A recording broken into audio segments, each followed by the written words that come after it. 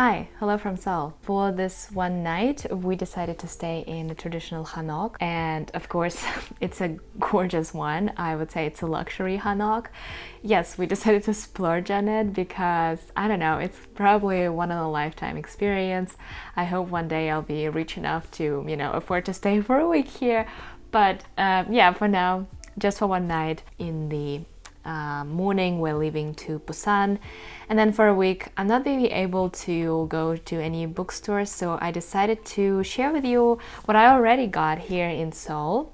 So I explored a couple of bookstores. The city is so huge and it has so many bookstores. The first bookstore that I would love to mention is probably quite famous for all the tourists that are visiting Seoul because it is located right in the city center next to the famous square, and it's called Kyoba bookstore.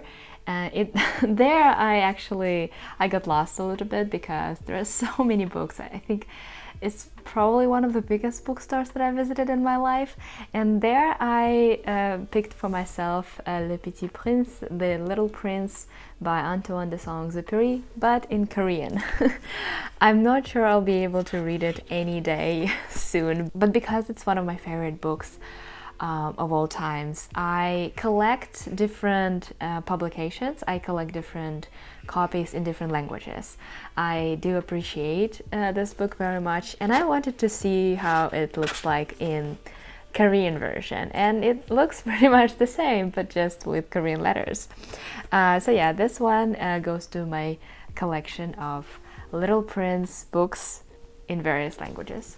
So yeah, that was the first bookstore that I stumbled upon, and then I decided to go more meticulously into the research of bookstores in Seoul, and I found this beautiful, wonderful independent bookstore that is called Thanks Books, and there I got this book tote, I would say, because it is a perfect size for a nice book, to carry around.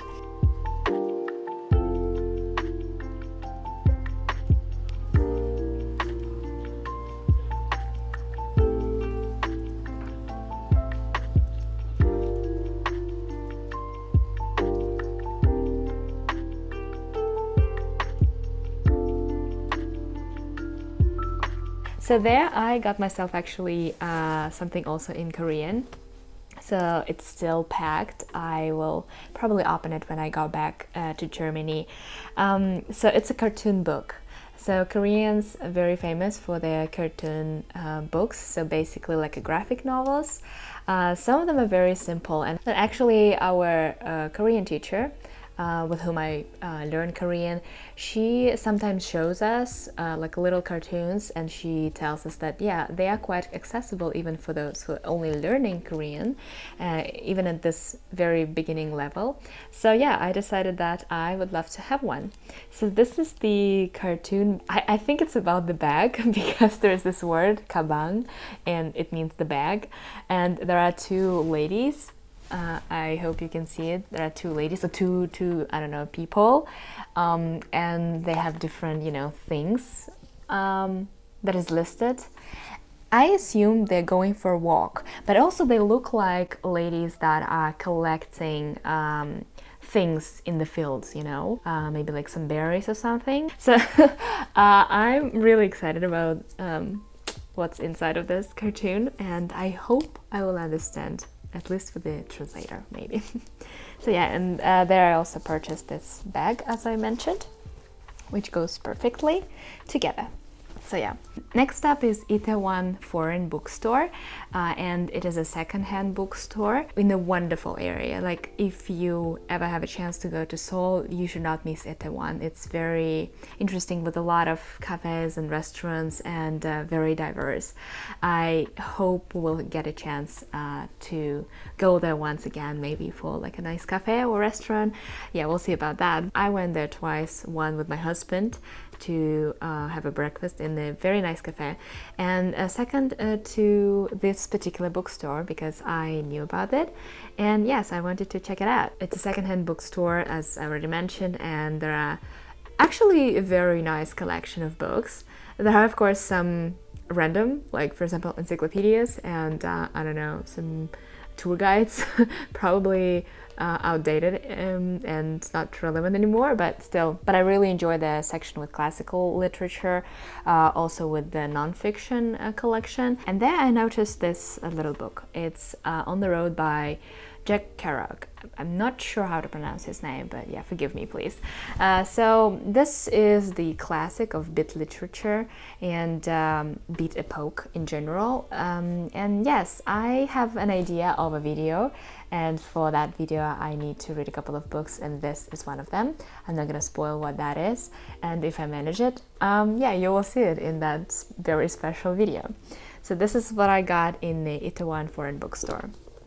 And of course, museum bookstores. I cannot miss that out. Like, if you're interested in Korean history, in Korean art and culture, you should definitely go check the books in the museum bookstores, because they provide a wonderful range of books in English or in both languages. So they're very, English speaking friendly, and you can, study their culture and find outstanding books in those bookstores.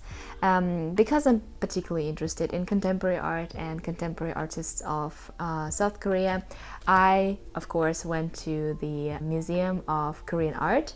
There, this time, they had and still have a 12th Seoul Mediacity Biennale, and of course the whole exhibition space was dedicated to this Biennale, so we had a wonderful opportunity to explore. And before actually getting to the exhibition halls, I went straight to the bookstore, and there, of course, I picked the catalog of the Biennale. You could actually buy the catalog for all the exhibits, all the artworks separately, but I decided to get the full pack.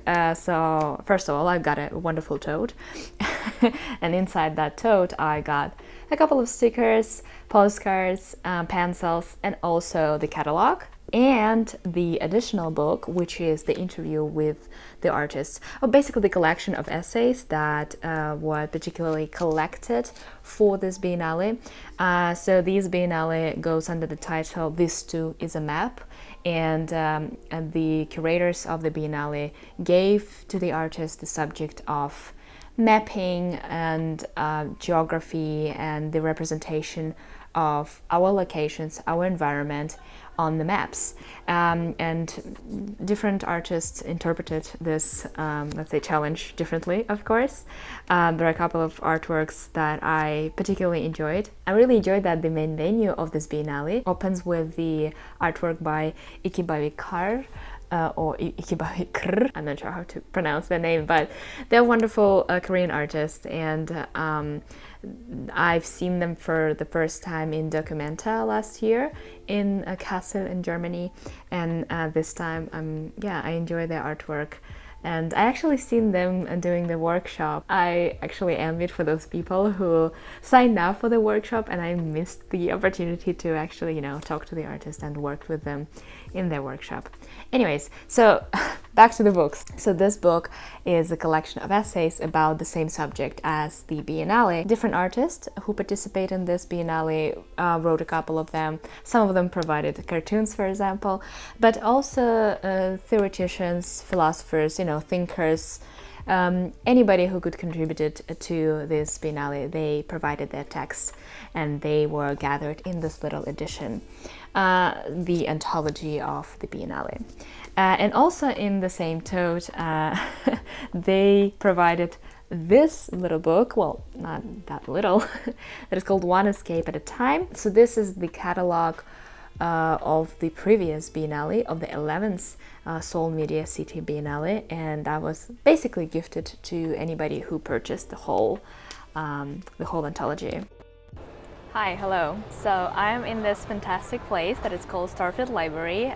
It is located next to the COEX Mall, but it doesn't matter. I actually came here first of all to see, of course, this wonderful place, but also I wanted to find for an upcoming nonfiction November, and I stumbled upon this wonderful book. It is a book by Mark Kurlansky, and it is called Milk, a 10,000-year food fracas.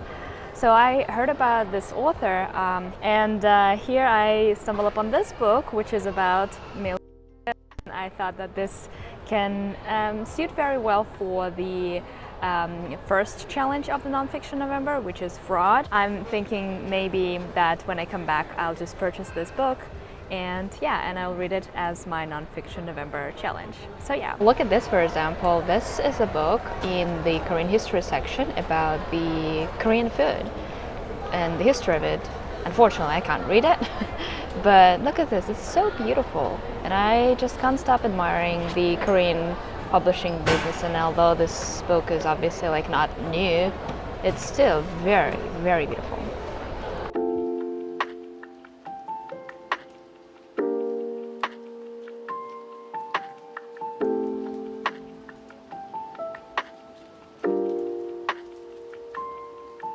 Hey, this is Julia from Busan.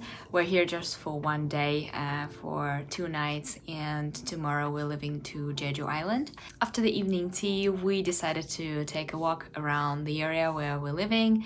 Apparently there are a couple of cinema theaters, and I think the Busan International Film Festival takes place in this area.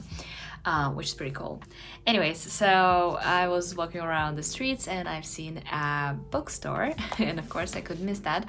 So it is called, I'll show you, Nampo Books.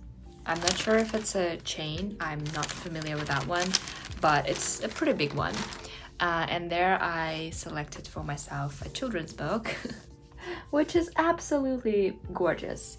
And it is called 책 읽는 개. I think I pronounced that correctly, I hope so. And it basically means a dog that reads books, or maybe like a book reading dog. I think this is like my frivolous translation, but yes, if you know what exactly that means or how to translate it correctly into English, please let me know in the comments. So yeah, this is the book about a dog that is capable of reading books, I guess.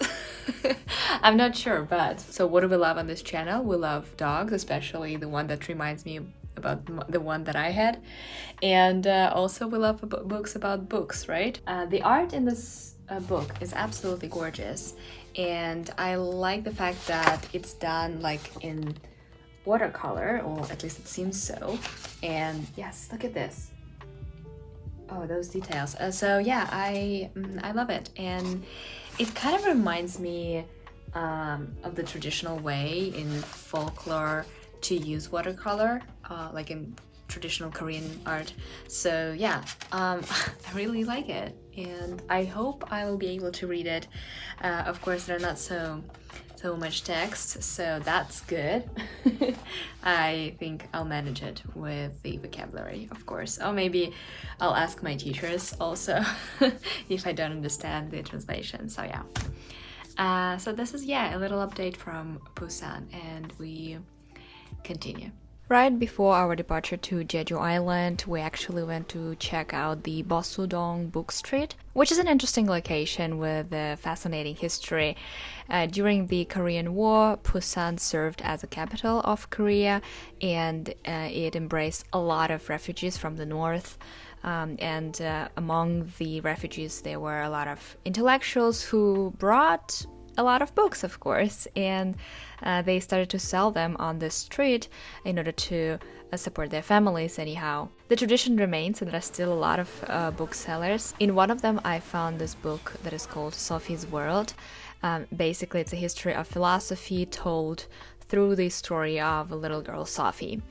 It's kind of a non-fiction, but also fictionalized, let's say, history. So yeah, this book will travel with me to Germany. Thank you very much once again for watching this video, and let's enjoy Seoul for a little while. Let's enjoy Korea for another week and then go back to Germany. See you soon. Bye.